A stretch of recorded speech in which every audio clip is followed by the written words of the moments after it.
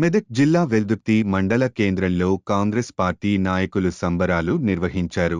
ముఖ్యమంత్రి రేవంత్ రెడ్డి ఎన్నికలకు ముందు ఇచ్చిన హామీ మేరకు ఇందిరమ్మ ఇల్లు, ఇందిరమ్మ ఆత్మీయ భరోసా, రైతు భరోసా, కొత్త రేషన్ కార్డుల మంజూరు చేస్తున్న ముఖ్యమంత్రికి కృతజ్ఞతలు తెలుపుతూ స్థానిక లబ్ధిదారులతో కలిసి పాలభిషేకం నిర్వహించారు. ఇచ్చిన మాట ప్రకారం గ్యారంటీ పథకాల అమలు చేస్తున్న ముఖ్యమంత్రికి కృతజ్ఞతలు తెలిపారు.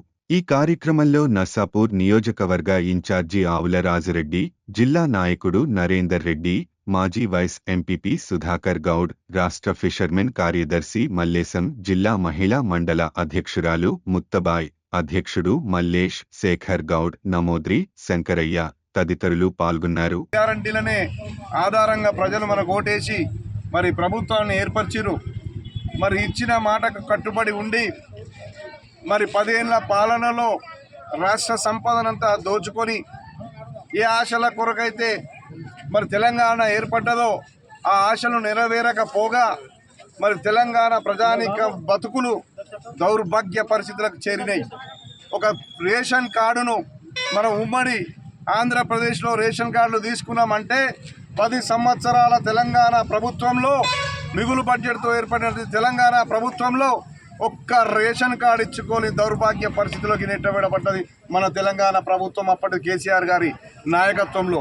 మరి ఈరోజు ఏ ఆశలైతే నెరవేరలేదో మరి తల్లి సోనియమ్మ తెలంగాణ ప్రసాదిస్తే నెరవేరలేదని ఒకే ఒక ఆలోచనతోని మళ్ళీ 6 గ్యారెంటీలు తీసుకొచ్చి ఈ తెలంగాణ ప్రజల బతుకుల్లో వెలుగు నింపాలని ఆలోచన చేసి తీసుకొచ్చింది.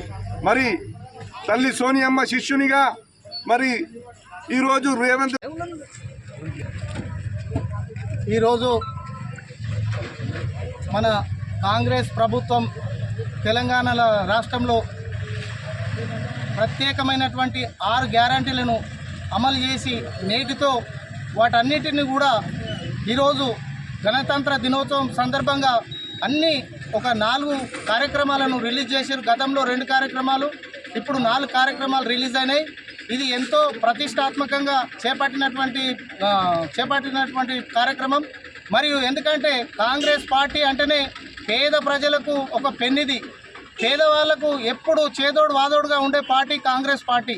ఇచ్చిన మాటకు కట్టుబడి ఇప్పుడైతేనేమి గతంలో అయినా ఎప్పుడైనా సేమ్ కాంగ్రెస్ పార్టీ ఉంటే ఏ విధంగా అయితే వచ్చినాయో రుణమాఫీ కానీ దళితులకు మన రుణమాఫీ కానీ, ఇండ్లు కానీ, పెన్షన్స్ కానీ ప్రతి ఒక్కటి కూడా ఈరోజు అర్హులకు 10 సంవత్సరాలకోలే ఒక్కరికి కూడా రేషన్ కార్డులు ఇవ్వలే, ఒక్కరికి కూడా డబుల్ బెడ్రూమ్లు ఇవ్వలే.